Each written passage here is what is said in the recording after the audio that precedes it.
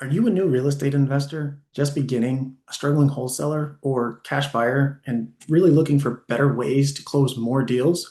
You're in the right place. I pick a random house off the internet each week and analyze it for a cash deal and a creative deal. Whether you're starting out or seasoned, this podcast is designed to give you specific strategies that you can use right away. Welcome to the Corner Barn. I am Chris Thompson, that bearded guy, the creative guy, second generation realtor and investor with 19 years in the business. I use simple, low to no cost tools to help you analyze properties and make a strong offer.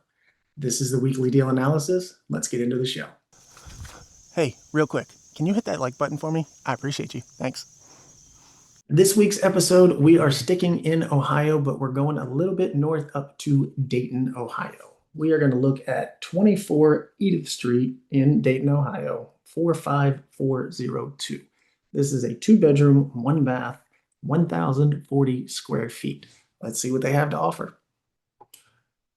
I almost thought that this was plywood boarding up the windows, but it's actually brick. Well, let's get these opened up better so we can see. The landscape needs some love. This is that concrete walkway. Yeah, that got really beat up. Nothing crazy going on in the living room. Another angle of the living room. They do have some tires in there. Interesting. Kitchen, plain, basic. Looks like we got a washing machine just hanging out in the middle of the this room here. Some very interesting carpeting there. The light is missing the globe, as you can see better here. Bathroom, cabinet could use a replacement.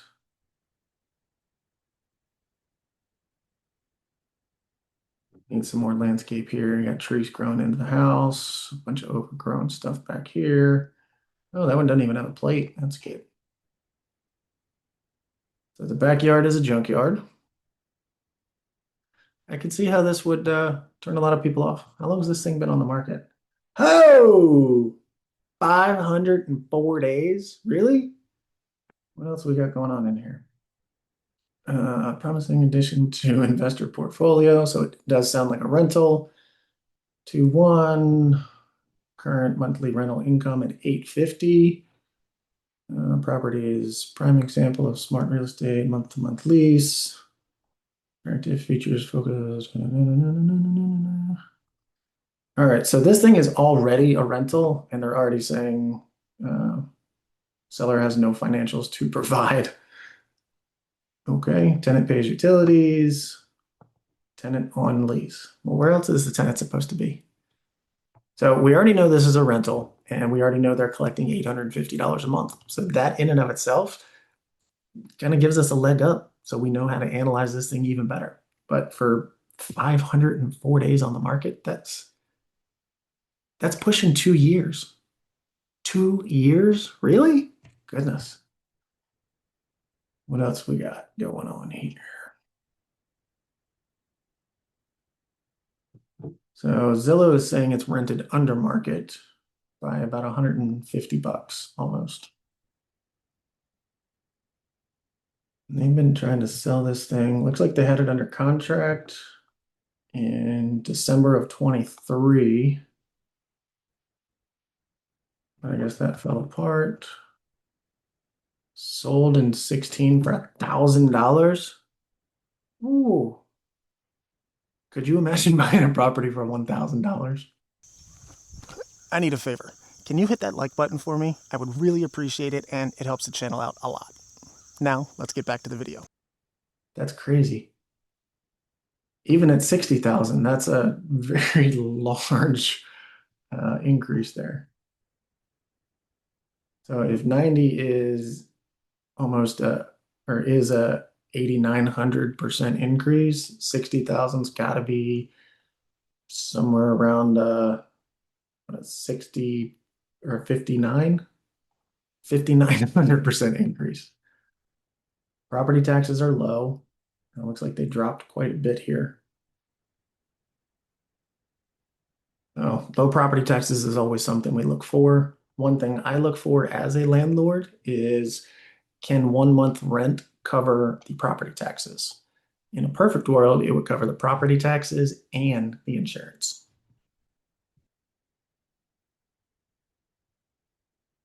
If you're wondering why I look for that, drop me a comment below and I'm happy to answer it.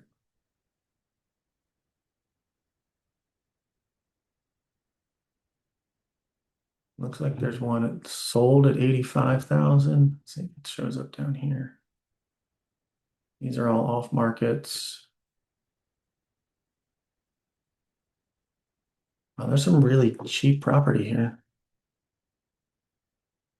All right, so we have one at 60, 65. That's an auction. If you don't know what an auction is, it's a foreclosure. 90, 85. Does not look like anything has sold there recently.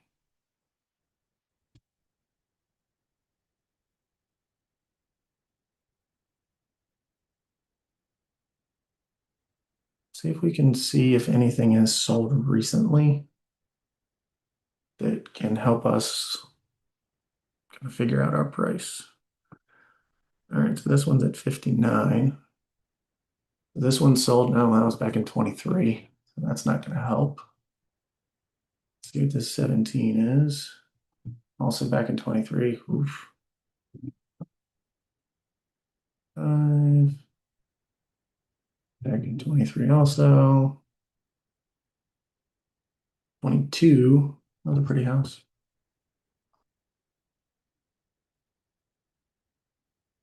All right, so this sold in what, May of this year? Let's take a look at the pictures. So obviously it was vacant, and with our subject property, it right now it can only be sold to investors. And as you know, if you watch this show, investors don't pay retail. The reason it can only be sold to investors is because the property is already rented. So if you're, and don't quote me on this, but if you are looking to purchase a property to live in as your home, you can only get away with about 2 months, give or take, left on that lease, so that you can buy it as your primary home. And that really just has to do with the lending qualifications. This was pretty plain, but it was clean and it was smaller.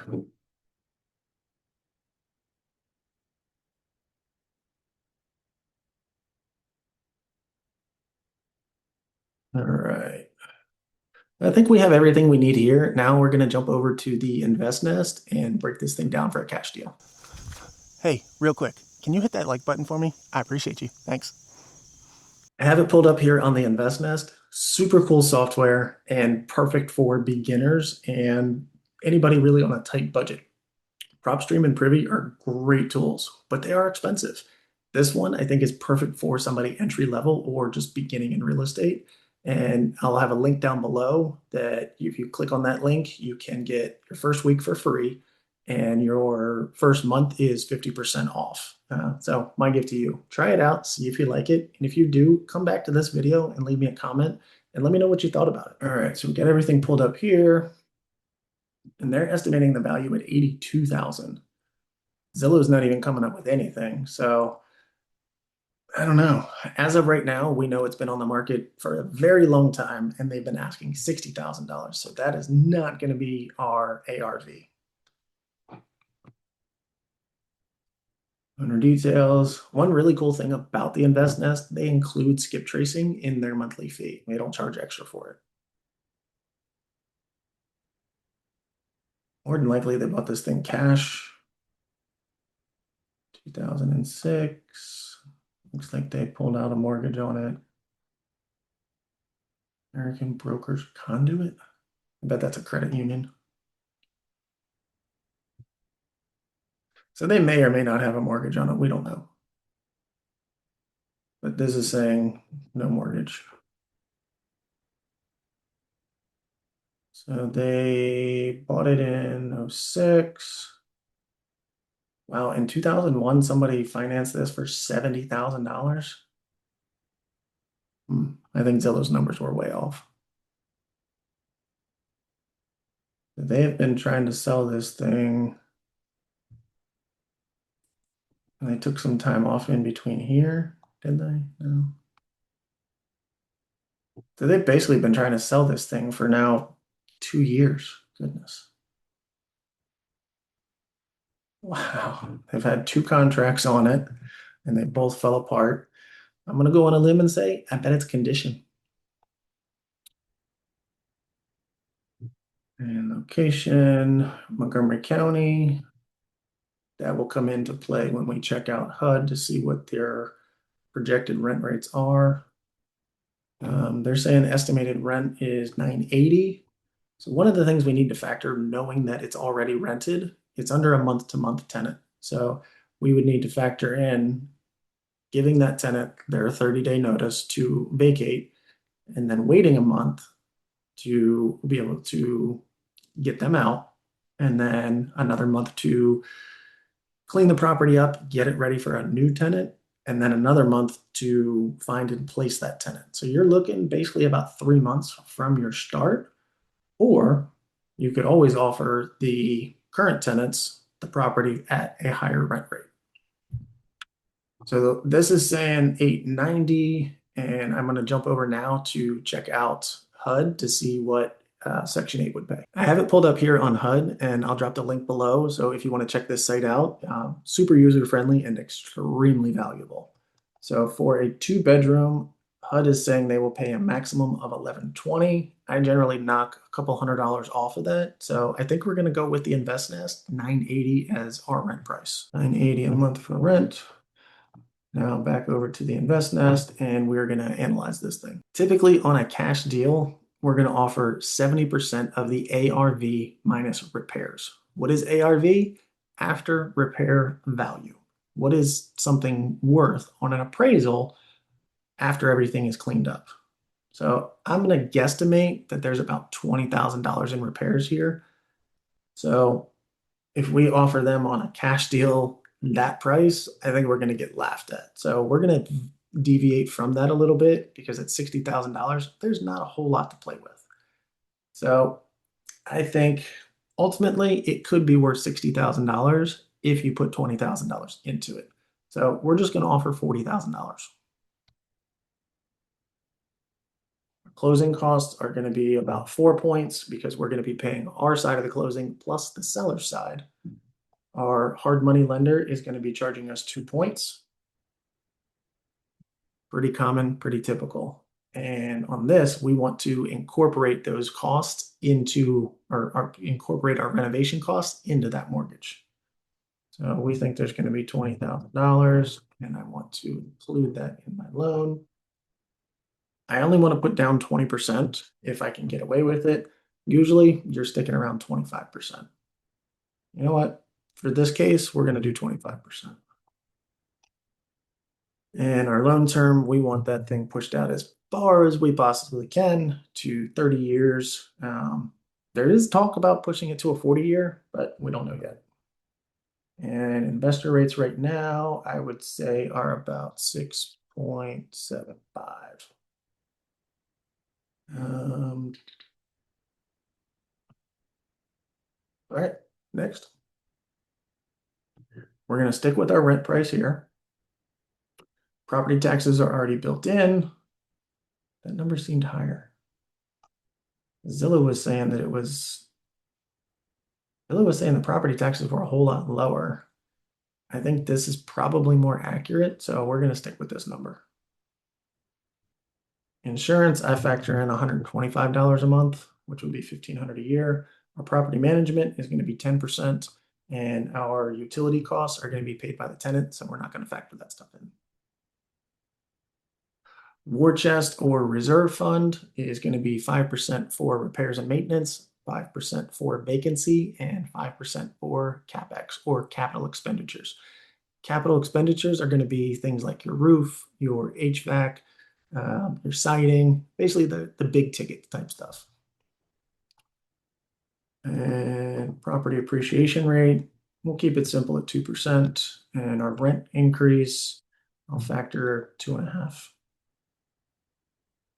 Planning on holding it for 10 years. And sales commission, we're real estate investors. We don't pay full commission. All right, you ready to see what these numbers spit out as?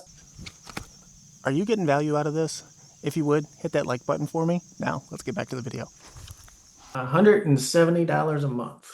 Not bad, especially for as low priced as this thing is. It's really not bad. And we built our renovation cost into it. All in, out of pocket, you're at $17,500. Your mortgage payment is not even $300. That's cheaper than most car payments. And you're still going to make $170 a month with keeping that large chunk in your war chest. So the DSCR rate, you are more than good. This is a calculation that they look for, and it's really, they like to see about a 1.2 or higher, of course. Cap rate is almost 14%. Cash on cash is 11.5. Your ROI is almost 19%. I think this is a great cash deal overall. What else? What else? Another thing I like about the Invest Nest, it breaks each and every one of these fees down, shows us our war chest and how much we're pushing over there. So that number up top, which was 170, if you don't keep a war chest, which I highly recommend against that, you're going to cash flow an additional $147 a month. So even from the start, year one, your cash on cash return is almost 12%. You're not getting that anywhere in just a basic savings account. And unless you really know what you're doing, you're not getting that in the stock market either. I like to sink my money into real estate. We know this is going to be a pretty solid cash deal. Now we're going to do my favorite part and break this thing down creatively. This is my creative calculator. You can download it off of my website, christhompsonteam.com, and I'll drop the link below. There's a bunch of useful tools on there, especially if you're looking to do something creative. And there's also a cheat sheet on there for group home and co-living. All right, our ARV, I think we're going to stick with that 60,000. And what is our ARV? After repair value. And how creative do we want to get today? I think we're going to get really creative. So I don't want to pay interest because I don't like paying interest. So I think we're just going to build that in and say, hey, I will give you $70,000 and I'm going to build that interest in to the payment. So that way, if I refinance at any point, you, Mr. or Mrs. Seller, are going to get every single bit of that $70,000. Now to factor our PITI, or principal, interest, taxes, and insurance, we're going to jump over to Bankrate. Bankrate is a super useful site, and I will drop the link below. This is one of the free tools that I use just to help me calculate numbers.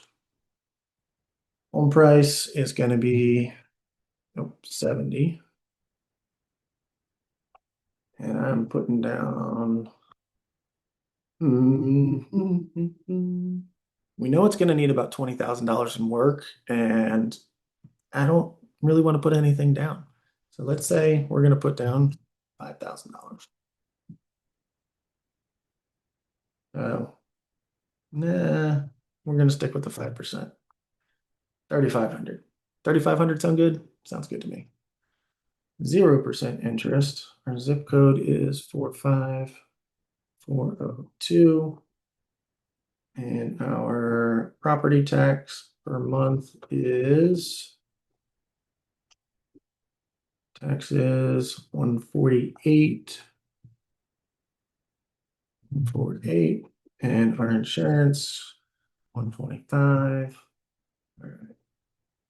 So $458 a month covers our PITI, or principal and interest, taxes, and insurance.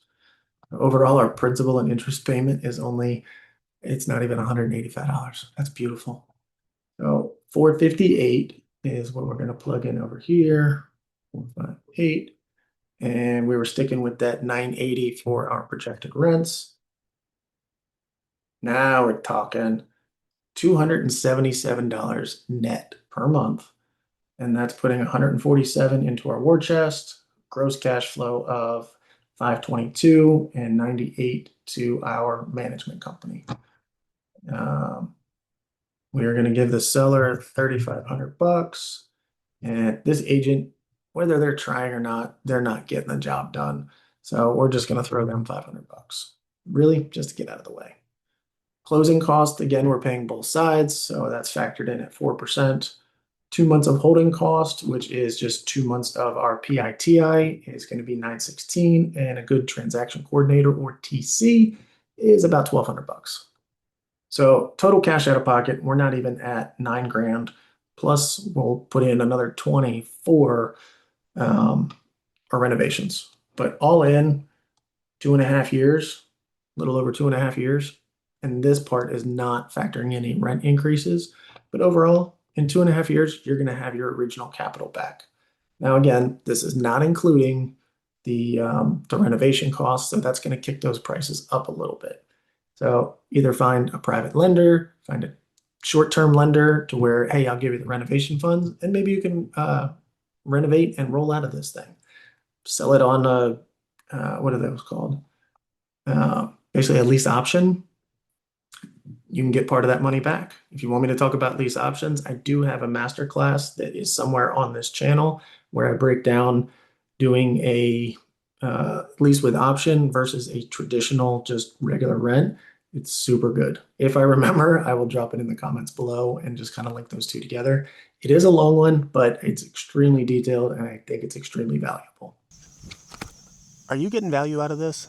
If you would, hit that like button for me. Now, let's get back to the video. There you have it, a cash and creative analysis of 24 Edith Street in Dayton, Ohio. What are your thoughts? Is it a cash deal? Is it a creative deal? Which one fits your buy box? If you have questions, I would love to answer them. Drop me a comment below. I am Chris Thompson, that bearded guy, the creative guy. We will catch you on the next episode.